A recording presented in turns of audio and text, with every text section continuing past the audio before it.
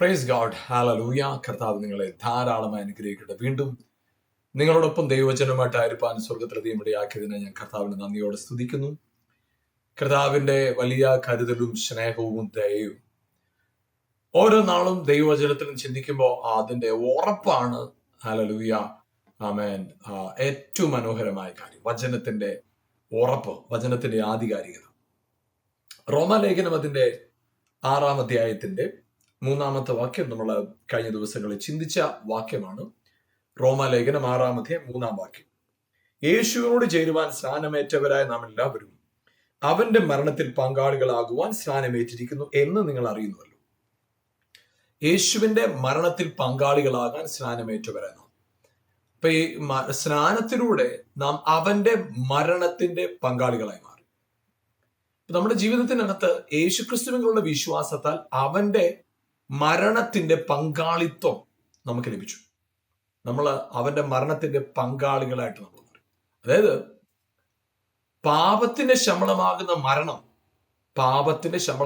മരണം നിങ്ങളുടെയും എന്റെയും ജീവിതത്തിനകത്ത് പാപം ചെയ്ത നിമിത്തം നിങ്ങളിലും എന്നിലും വരേണ്ടിയിരുന്നതായ മരണം, ആ മരണം യേശു നമുക്ക് വേണ്ടി മരിക്കുകയും നാം ആ മരണത്തെ വിശ്വസിക്കുകയും, അതായത് യേശുവിനെ വിശ്വസിക്കുകയും ചെയ്തപ്പോൾ നാം അവന്റെ മരണത്തിൽ പങ്കാളികളായി തീർന്നു.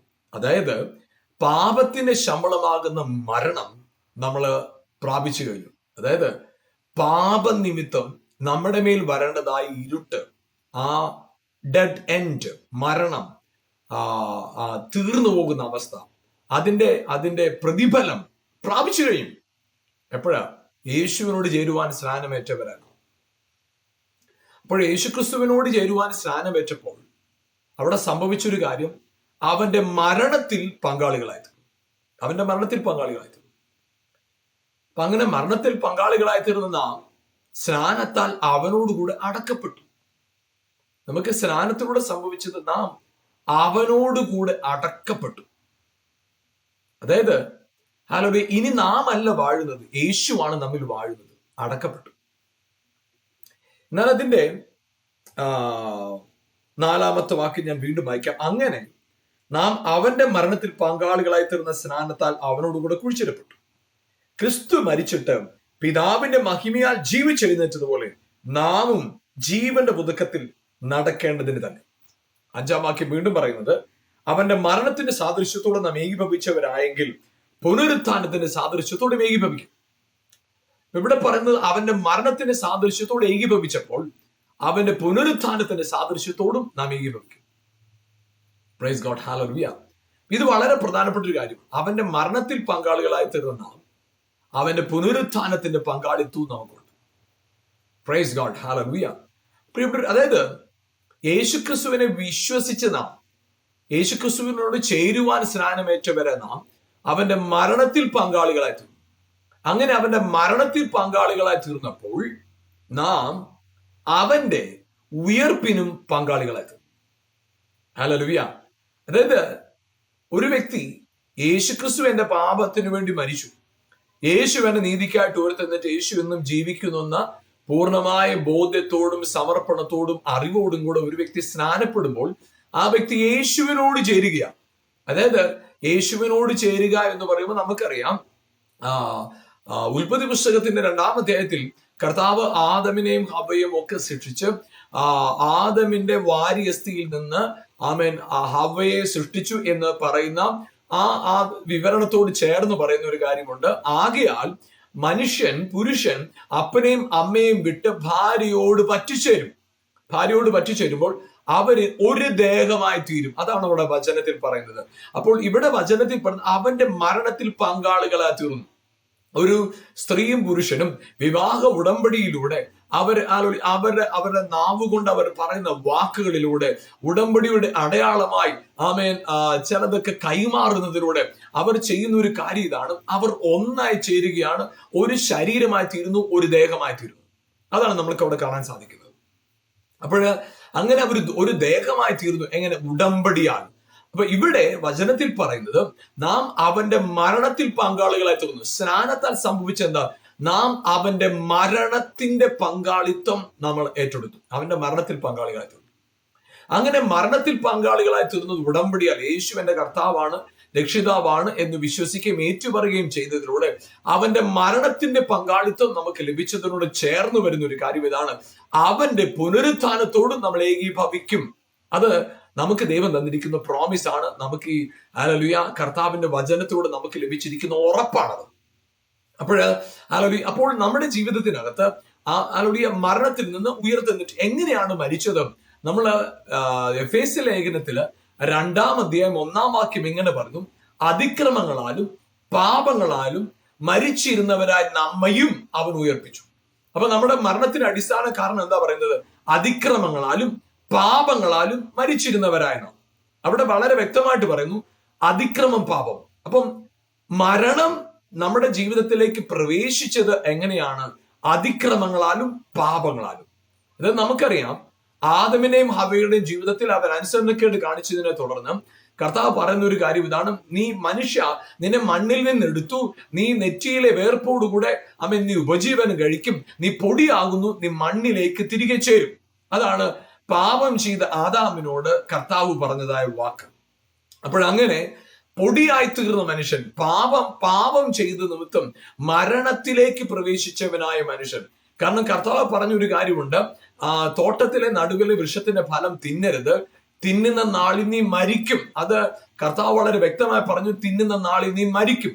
അപ്പൊ അവിടെ ആ പഴം പറിച്ച് തിന്നതിലൂടെ മരണം എന്ന് പറയുന്ന ഘടനയിലേക്ക്, മരണം എന്ന് പറയുന്ന ഒരു അവസ്ഥയിലേക്ക് മനുഷ്യൻ മാറ്റപ്പെട്ടു. നിത്യതയ്ക്ക് വേണ്ടി സൃഷ്ടിക്കപ്പെട്ടിരുന്ന മനുഷ്യൻ മരണത്തിലേക്ക് തള്ളപ്പെട്ടു. നമുക്കവിടെ കാണാൻ കഴിയുന്ന ഒരു കാര്യം, അങ്ങനെ വീണുപോയതായ മനുഷ്യന്റെ ജീവിതത്തിൽ തുടർന്ന് ദൈവത്തിന്റെ പ്രവൃത്തിയെ കുറിച്ച് നാം കാണുമ്പോൾ പാപത്താലും അകൃത്യങ്ങളാലും അതിക്രമങ്ങളാലും മരിച്ചു പോയിരുന്നവരായ നാം. എഫേസ്യ ലേഖനം 2:1. എന്നാൽ ഏശയ്യാവിന്റെ പുസ്തകം 53-ാം അധ്യായത്തിന്റെ 5-ാം വാക്യം എങ്ങനെ പറയുന്നു? നമ്മുടെ അതിക്രമങ്ങൾ അവന്റെ മേൽ ചുമത്തി, നമ്മുടെ അതിക്രമങ്ങൾ നിമിത്തം അവന്റെ മേൽ അതിന്റെ ശിക്ഷ അവന്റെ മേലായി. നമുക്ക് അവിടെ ഏശയ്യാവിന്റെ പുസ്തകത്തില് 53-ാം അധ്യായത്തിൽ നമുക്കത് വായിക്കാനായിട്ട് സാധിക്കും. അവിടെ എഴുതിയിരിക്കുന്നത് എങ്ങനെയാണ്? അതിക്രമങ്ങളാലും പാപങ്ങളാലും നാം മരിക്കേണ്ട സ്ഥലത്ത് അവിടെ ഇങ്ങനെയാണ് വചനം പറയുന്നത്. അതിന്റെ 5-ാമത്തെ വാക്യം, എന്നാൽ അവൻ നമ്മുടെ അതിക്രമങ്ങൾ നിമിത്തം മുറിവേറ്റും നമ്മുടെ അകൃത്യങ്ങൾ നിമിത്തം തകർന്നു പിരിക്കുന്നു. നമ്മുടെ അകൃത്യങ്ങളും അതിക്രമങ്ങളും നിമിത്തം നാം മരിക്കേണ്ടിയിരുന്ന സ്ഥലത്ത് യേശു മരിച്ചു. നമ്മുടെ അകൃത്യങ്ങൾക്കും നമ്മുടെ പാപങ്ങൾക്കും വേണ്ടി യേശു മരിച്ചു. നമ്മുടെ സമാധാനത്തിനുള്ള ശിക്ഷ അവന്റെ മേലായി. സമാധാനം എന്ന് പറയുമ്പോൾ 2 നിലയിലുള്ള സമാധാനമാണ് ഇവിടെ മനസ്സിലാക്കേണ്ടത്. 1, നമ്മുടെ ഹൃദയത്തിൽ നാം പ്രാപിക്കുന്ന സമാധാനം. 2, വ്യക്തികൾ തമ്മിൽ അന്യോന്യം ഉണ്ടാകുന്ന സമാധാനം.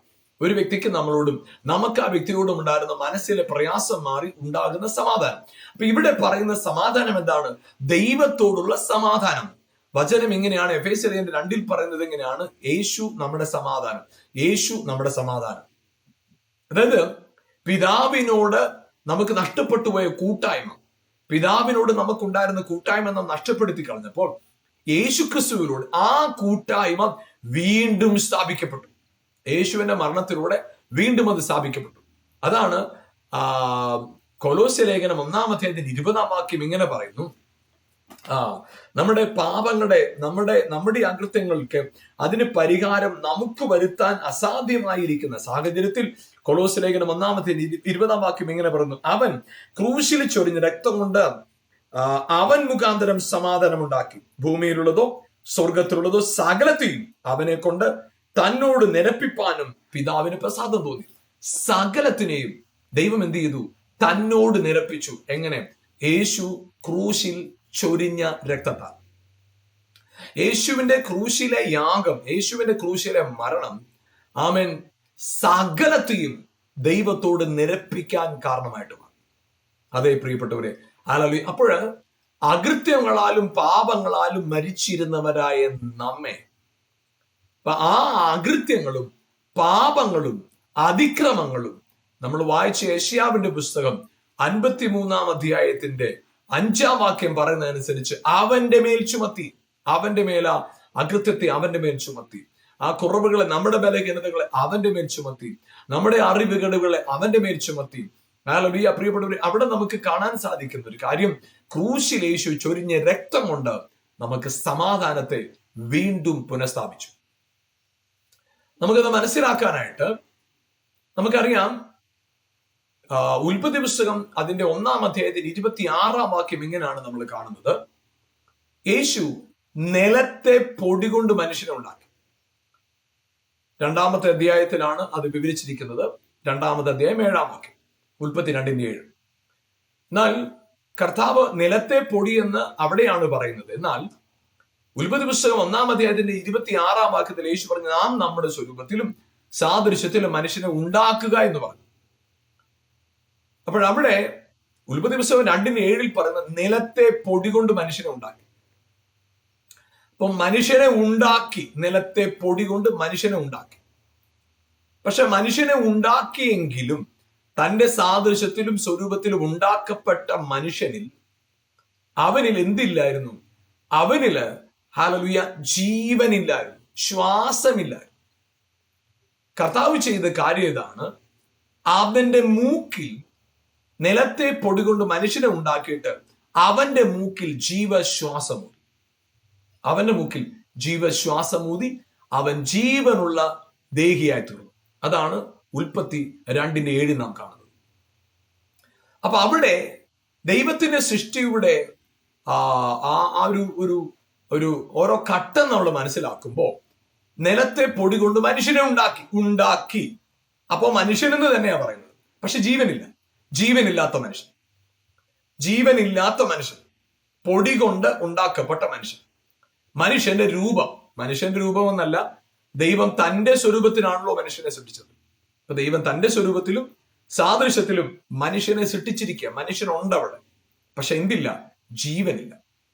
പക്ഷെ കർത്താവ് അവന്റെ മൂക്കിൽ ജീവശ്വാസം ഊതിയപ്പോൾ അവൻ ജീവനുള്ള ദേഹിയായി തീർന്നു. നമ്മള് 1 കൊരിന്ത്യർ ലേഖനം 15-ാം അധ്യായത്തിന്റെ 45-ാം വാക്യം ഇങ്ങനെ പറയുന്നു, ഒന്നാമത്തെ ആദാം ജീവനുള്ള ദേഹിയായി തീർന്നു. ജീവനുള്ള ദേഹി, അതായത് ജീവനുണ്ട്, ദേഹിയുണ്ട്. ജീവനുമുണ്ട്, ദേഹിയുണ്ട്. ദേഹി എന്ന് പറയുമ്പോൾ ചിന്തിക്കുവാൻ പ്രാപ്തനായവൻ, മനസ്സുള്ളവൻ, കാര്യങ്ങളെ ഗ്രഹിക്കാൻ പ്രാപ്തിയുള്ളവൻ. മറ്റു മൃഗങ്ങളോടൊന്നും ദൈവം പറഞ്ഞില്ല, ഈ തോട്ടത്തിലെ നടുവിലെ വൃക്ഷഫലം തിന്നരുത്, ഒന്നിനോടും പറഞ്ഞില്ല. ഇതിനെയൊക്കെ വാഴുവീൻ എന്ന് മറ്റാരോടും പറഞ്ഞില്ല. അപ്പോഴ് മറ്റുള്ളവയ്ക്കൊന്നും പ്രത്യേകമായ ഒരു തോട്ടം ദൈവം സൃഷ്ടിച്ചു കൊടുത്തില്ല. പക്ഷെ ഇവിടെ ആദമിന്റെ സൃഷ്ടി നാം കാണുന്നത്, ഒരു തോട്ടം അവന് വേണ്ടി ഉണ്ടാക്കി, അവയൊക്കെ വാഴുക എന്ന് പറഞ്ഞു, ജീവവൃക്ഷത്തിന്റെ ഫലം പറിച്ച് തിന്നരുതെന്ന് പറഞ്ഞു. അപ്പോഴ് ആ പറയുന്നത് മനസ്സിലാക്കാനും അതനുസരിച്ച് പ്രവർത്തിക്കാനും കഴിവുള്ളവനായിരുന്നു ആദമും ഹവ്വയും. മൃഗങ്ങളുണ്ട്, അവയ്ക്കും അവയുടേതായ പരിമിതിക്കകത്ത് നിന്നുകൊണ്ട് അവയ്ക്ക് കാര്യങ്ങൾ ചെയ്യാൻ സാധിക്കും. ദൈവം പറഞ്ഞാൽ നിശ്ചയമായിട്ടും അവയും അനുസരിക്കും. കാരണം നമുക്കറിയാം, കഴുത സംസാരിച്ചു, യോനയെ വിഴുങ്ങിക്കൊണ്ടുപോകാനായിട്ട് കർത്താവ് പറഞ്ഞു തിമിംഗലത്തോട്, അതനുസരിച്ചു. അതുപോലെ തന്നെ നമുക്കറിയാം, ആവണക്കിനെ യോനയുടെ സമയത്ത് തന്നെ ആവണക്കിനെ ഉണക്കിക്കളയാനായിട്ട് ഒരു പുഴുവിനെ അയച്ചു. അപ്പൊ അതുപോലെ തന്നെ കർത്താവ് ഏലിയാവിന് കാക്കയെ അയച്ച് ഭക്ഷണം കൊടുത്തു. അപ്പം പറവകളും മൃഗങ്ങളും എല്ലാം കർത്താവ് പറയുമ്പോൾ അനുസരിക്കും, കർത്താവ് പറയുമ്പോൾ കേൾക്കും നിശ്ചയമായിട്ടും. എന്നാൽ മനുഷ്യന് മാത്രമേ അത് മനസ്സിലാക്കി, അതായത് ദൈവം എന്തർത്ഥത്തിൽ പറഞ്ഞോ അതിനെ അതിന്റെ അർത്ഥത്തിൽ മനസ്സിലാക്കി ചെയ്യാനുള്ള പ്രാപ്തിയുള്ളവനായി ആദാമിനെയും ഹവ്വയും സൃഷ്ടിച്ചു. ആദാം ജീവനുള്ള ദേഹിയായി തീർന്നു.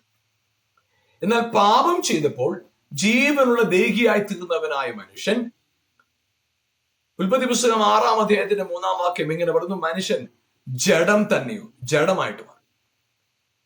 ജഡമായി മാറിയവനായ മനുഷ്യൻ, പൊടിയായി മാറിയവൻ ജഡമായി മാറി, പൊടിയായി മാറി ജഡമായി മാറി. അപ്പൊ പൊടിയായിട്ടും ജഡമായിട്ടും തീർന്നവനായ മനുഷ്യൻ, ആ മനുഷ്യന്റെ ജീവിതത്തിൽ നമുക്ക് കാണാൻ കഴിയുന്ന ഒരു കാര്യം, നമുക്ക് ഈ വചനത്തിൽ വായിക്കുമ്പോൾ നമുക്ക് മനസ്സിലാക്കാൻ കഴിയുന്നത്, മനുഷ്യന്റെ രൂപമുണ്ട്, അവിടെ ജീവനില്ല. ഇപ്പൊ കർത്താവ് ശ്വാസം ഊതിയപ്പോ എന്ത് സംഭവിച്ചു? അതിനകത്ത് ജീവൻ ഉണ്ടായി. അപ്പോൾ ഇവിടെ എന്താ പറയുന്നത്? അതിക്രമങ്ങളാലും പാപങ്ങളാലും മരിച്ചിരുന്നവരായ നാം. അപ്പൊ എന്തു പറഞ്ഞാൽ രൂപമുണ്ട്, ജീവനില്ല. അതിക്രമങ്ങളാലും പാപങ്ങളാലും മരിച്ചിരുന്ന നമ്മെ അവനോടുകൂടെ ഉയർപ്പിച്ചു. ഹല്ലേലൂയ. മരിച്ചിരുന്നവരായ നമ്മെ അവനോടുകൂടെ ഉയർപ്പിച്ചു. അതാണ് നമ്മൾ അവിടെ വചനത്തിൽ കാണുന്നത്. അപ്പൊ കർത്താവ് ചെയ്ത കാര്യം എന്താ? ആദിയിൽ അവന്റെ മൂക്കിൽ ശ്വാസമൂതി. രൂപമുണ്ട്, ജീവനില്ല. അത് പൊടിയായിരുന്നെങ്കിൽ ആ പൊടിയിലാണ് അവന്റെ ശ്വാസമൂതിയപ്പോ അവൻ മനുഷ്യനായി ജീവനുള്ള ദേഹിയായി തീർന്നതെങ്കിൽ, പിന്നത്തതിൽ പാപം ചെയ്ത് പൊടിയായി തീർന്ന ആദാമിന്റെ വംശത്തിലുള്ളവരുടെ മേൽ കർത്താവ് വീണ്ടും ഊതി. അതിനെക്കുറിച്ചാണ് നമ്മൾ വായിക്കുന്നത് 2 തിമോത്തിയോസിന്റെ ലേഖനം 3-ാം അധ്യായം 16-ാം വാക്യം. എല്ലാ തിരുവെഴുത്തും ദൈവശ്വാസീയമാകിയാൽ ദൈവത്തിന്റെ മനുഷ്യൻ സകല സൽപ്രവർത്തിക്കും വക പ്രാപിച്ച് തികഞ്ഞവനാകേണ്ടതിനും ഉപദേശത്തിനും ശാസനത്തിനും ഗുണീകരണത്തിനും നീതിയിലെ അഭ്യാസനത്തിനും പ്രയോജനമുള്ളതാകും. അപ്പൊ ഇവിടെ പറയുന്നത് എല്ലാ തിരുവെഴുത്തും ദൈവശ്വാസീയം. അപ്പൊ ആദാമിന്റെ രൂപം, ദൈവം തന്റെ രൂപത്തെ ഉണ്ടാക്കിയിട്ടു മനുഷ്യനെ ഉണ്ടാക്കി. ആ പൊടിയിൽ ജീവശ്വാസം ഊതിയപ്പോൾ അവൻ ജീവനുള്ള ദേഹിയായി തീർന്നു. ഇവിടെ നമുക്ക് കാണാൻ കഴിയുന്നത് 2 തിമോത്തിയോസിന്റെ ലേഖനം അതിന്റെ 3-ാം അധ്യായത്തിന്റെ 16-ാം വാക്യം പറയുന്നത് എല്ലാ തിരുവെഴുത്തും ദൈവശ്വാസീയമാണ്. അപ്പോൾ അന്ന് ശ്വാസം കൊണ്ട് മനുഷ്യൻ സൃഷ്ടിക്കപ്പെട്ടെങ്കിൽ ഇവിടെ തിരുവെഴുത്ത് കൊണ്ട് നമ്മെ വീണ്ടും സൃഷ്ടിച്ചു, വചനത്താൽ. അതാണ് 1 പത്രോസിന്റെ ലേഖനം 1-ാം അധ്യായം 23-ാം വാക്യം ഇങ്ങനെ പറയുന്നു, തന്റെ വചനത്താൽ നമ്മെ വീണ്ടും ജനിപ്പിച്ചിരിക്കുന്നു. യാക്കോബിന്റെ ലേഖനം 1-ാം അധ്യായം 17-ാം വാക്യം പറയുന്നു, നമ്മളെ വീണ്ടും ജനിപ്പിച്ചു വചനത്താൽ. Praise God, hallelujah. അപ്പോഴ് ശ്വാസമൂതി മനുഷ്യനെ ജീവനുള്ള ദേഹിയാക്കി തീർത്തു. എന്നാൽ തിരുവെഴുത്താകുന്ന ശ്വാസം, ദൈവശ്വാസം നമ്മളിലേക്ക് അയച്ചിട്ട് ജീവിപ്പിക്കുന്ന ആത്മാവായി, ജീവാത്മാവായിട്ട് നമ്മളെ മാറ്റും. Praise God, hallelujah. അതാണ് 1 കൊരിന്ത്യർ ലേഖനം 15-ാം അധ്യായത്തിന്റെ 45-ാം വാക്യത്തിൽ നാം കാണുന്നത്, 1-ാം മനുഷ്യനായ ആദാം ജീവനുള്ള ദേഹിയായി തീർന്നു, എന്നാൽ ഒടുക്കത്തെ ആദാം ജീവിപ്പിക്കുന്ന ആത്മാവായി തീർന്നു. Praise God. അതായത് പ്രിയപ്പെട്ട, അത് വളരെ പ്രസക്തമായ വേദവാക്യമാണ്, വളരെ പ്രസക്തമായ ഒരു വചനം. അപ്പൊ ആ ജീവിപ്പിക്കുന്ന ആത്മാവായിട്ട് മനുഷ്യൻ എപ്പോഴാ മാറിയത്? ഹല്ലേലൂയ. ദൈവശ്വാസം അവന്റെ അകത്തേക്ക് വന്നു. എന്താണ് ദൈവശ്വാസം? തിരുവചനം, തിരുവെഴുത്ത്, ദൈവവചനം നമ്മുടെ ഉള്ളിലേക്ക് വരുമ്പോൾ നമ്മിൽ സംഭവിക്കുന്ന പ്രധാനപ്പെട്ട അത്ഭുതമാണ്, ഹല്ലേലൂയ, ജീവിപ്പിക്കുന്ന ആത്മാവായി നിങ്ങൾ ഞാൻ മാറും. അതായത് മാനുഷികമായ ബുദ്ധിക്ക് അതീതമായതൊന്ന് നമ്മളിൽ അതിലൂടെ സംഭവിച്ചു കഴിഞ്ഞിരിക്കുക. Praise God, hallelujah. അതുകൊണ്ട് പ്രിയപ്പെട്ട, നമ്മുടെ ജീവിതത്തിനകത്ത് നമ്മൾ എപ്പോഴും നാം തിരിച്ചറിയേണ്ട ഒരു കാര്യം, നാം ജീവനുള്ള ദേഹിയായിട്ടല്ല, ജീവിപ്പിക്കുന്ന ആത്മാവിനോട് ചേർന്നിരിക്കുന്നത്. 1 കൊരിന്ത്യർ ലേഖനം 6-ാം അധ്യായത്തിന്റെ 17-ാം വാക്യം ഇങ്ങനെ പറയുന്നു, കർത്താവിനോട് പറ്റിച്ചേരുന്നവൻ അവനുമായി ഏകാത്മാവാകും.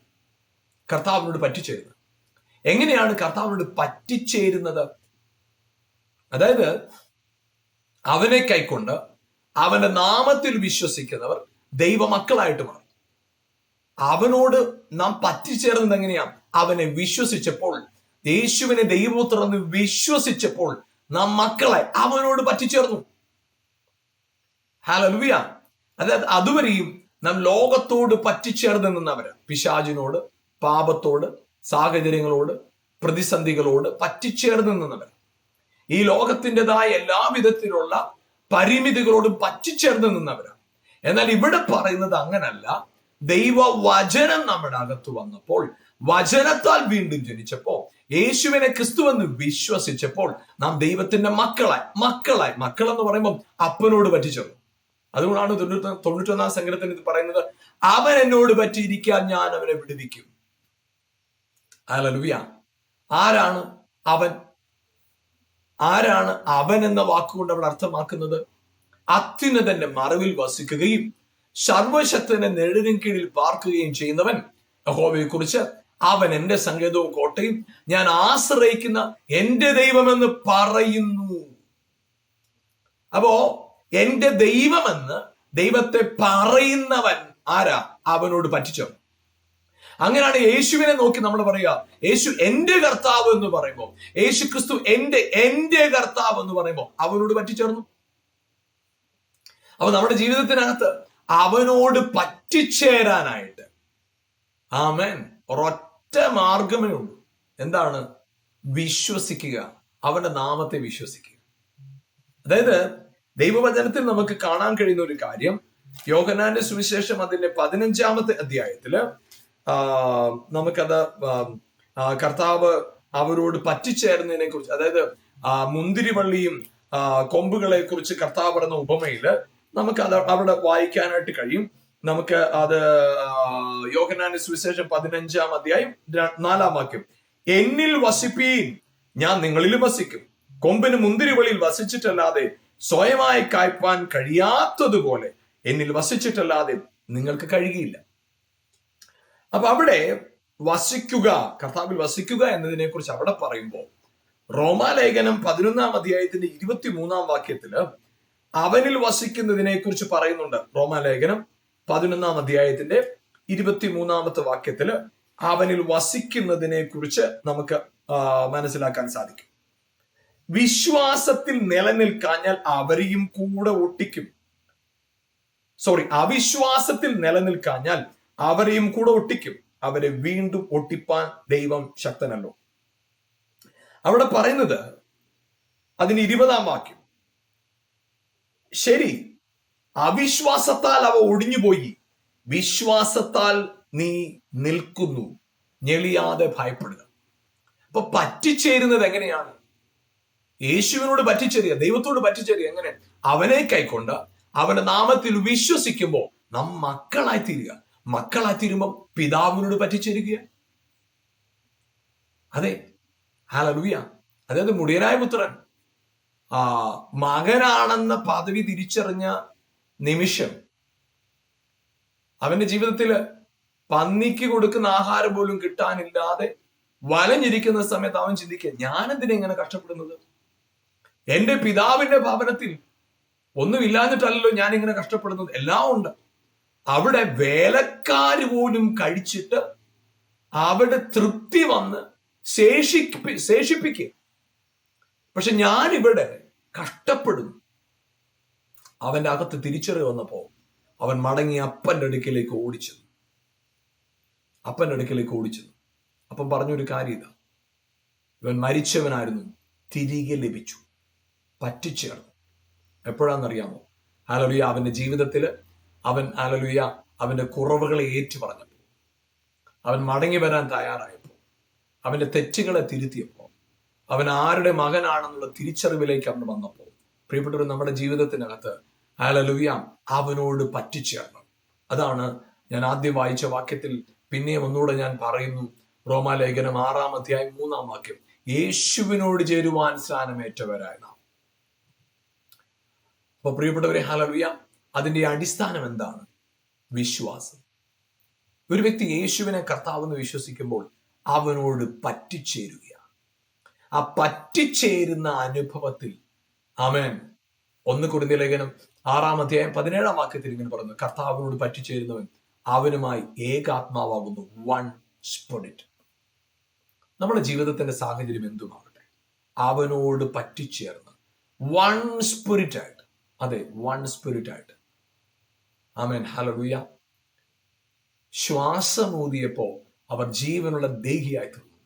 എന്നാൽ തിരുവെഴുത്തിനെ ഒരുവൻ പ്രാപിച്ചപ്പോൾ അവൻ ഹല്ലേലൂയ ജീവിപ്പിക്കുന്ന ആത്മാവായി തീർന്നു. അവനോട് പറ്റിച്ചേർന്നു.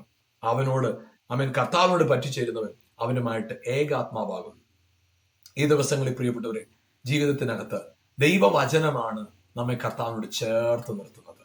നമ്മൾ വായിച്ച റോമാലേഖനം 11:23 കാണുന്നു, അവിശ്വാസത്താൽ അവ ഒടിഞ്ഞുപോയി, അവയെ മുറിച്ചു കളഞ്ഞു.